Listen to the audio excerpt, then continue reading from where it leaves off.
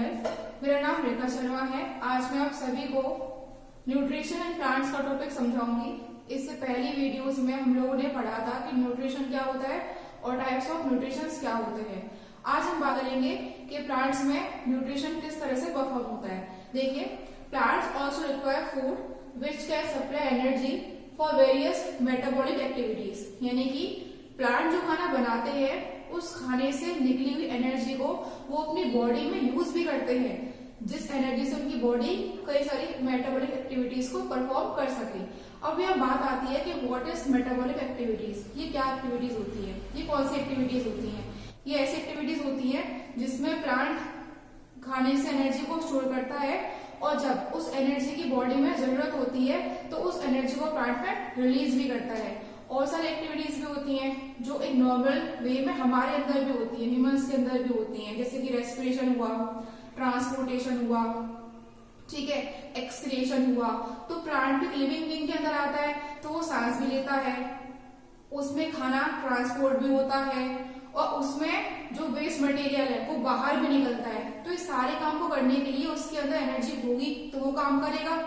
That's why. आगे देखिए, they use sunlight energy to prepare food from CO2 and water in the presence of chlorophyll।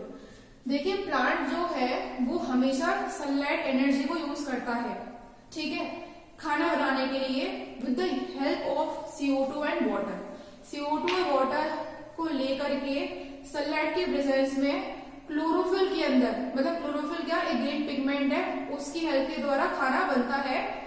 और now the process of which green plant make their own food like glucose from CO2 and water by using sunlight energy is in the presence of chlorophyll is called photosynthesis।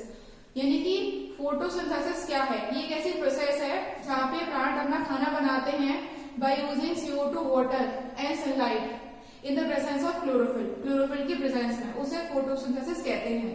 देखिए, ये इसकी reaction दे रखी है।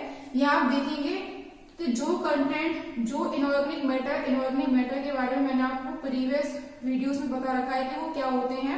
हम बात करेंगे कि यहाँ पे CO2 जो इनऑर्गेनिक मैटर है, वाटर, लाइट एनर्जी को हम सनलाइट भी कह सकते हैं। अगर इन सब का मिक्सअप होता है, इनका समेशन होता है, तब जाकर के क्लोरोफिल की प्रेजेंस में फोटोसिंथेसिस की प्रोसेस होती है, जिसके रिजल्ट में हमको ग्लूकोज मिलता है as well as oxygen gas release होती है। हम सब जानते हैं कि ट्रीज ऑक्सीजन गैस रिलीज करते हैं, तो रिलीज किस तरह से करते हैं, इनकी प्रोसेस ऐसी होती है फोटोसिंथेसिस की कि वहां पे ग्लूकोज तो बनता है, संग में ऑक्सीजन गैस भी रिलीज होती है। आगे बढ़ते हैं। This above reaction is also called a endothermic reaction. देखिए, अगर आप ध्यान दें तो इस रिएक्शन में रिएक्टेंट में हीट एनर्जी, हीट मतलब लाइट। अब देखिए, अगर सनलाइट की बात करें तो सनलाइट में एक हीट भी होती है, एक टेम्परेचर भी होता है। तो वो टेम्परेचर जो है वो हम रिएक्टेंट में सप्लाई करते हैं, जिसकी देने के बाद जाकर के ग्लूकोज की फॉर्मेशन होती है, ठीक है। देखिए, the food prepared in the green leaves of the plant is in the form of simple sugar called glucose. जो भी हरी पत्तियों के अंदर खाना बनता है वो ग्लूकोज की फॉर्म में बनता है, वो खाना ग्लूकोज की फॉर्म में बनता है। और the glucose then send to different parts of the plant. The extra glucose is changed into another food called starch. Both glucose and starch belong to carbohydrate।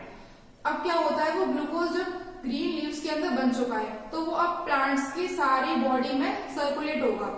और अगर आफ्टर सर्कुलेशन कुछ amount of glucose अभी left over है तो वो starch की form में convert हो जाता है। और glucose and starch they both belong to the category of carbohydrate. मतलब ग्लूकोज, स्टार्च जो है वो कार्बोहाइड्रेट्स के अंदर आते हैं। Thank you.